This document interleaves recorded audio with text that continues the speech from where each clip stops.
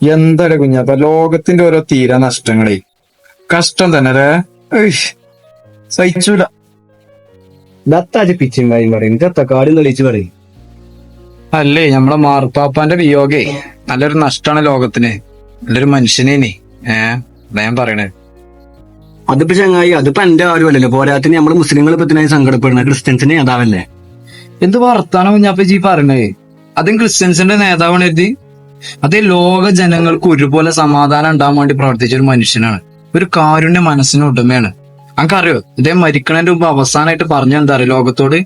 ഫലസ്തീനിലെ പീഡനം അനുഭവിക്കുന്ന നമ്മളെ സഹോദരങ്ങളായ മുസ്ലിങ്ങളെ മോചിപ്പിക്കണം എന്ന് അദ്ദേഹം അവസാനമായിട്ട് ലോകത്തോട് പറഞ്ഞു.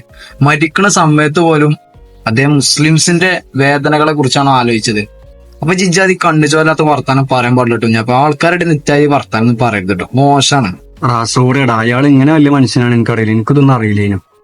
പിന്നെ ഞാൻ നമ്മൾക്കൊരു കാര്യം ശ്രദ്ധിക്കണം. ഏത് മതത്തിന്റെ നേതാവായാലും അയാൾ ജനങ്ങളോട് മനുഷ്യത്വപരമായ സമീപനം സ്വീകരിക്കണമെങ്കിൽ അയാൾ നമ്മളെ സ്നേഹിക്കണം. മനസ്സിലായി? അങ്ങനെ കുറ്റം പറയരുത്.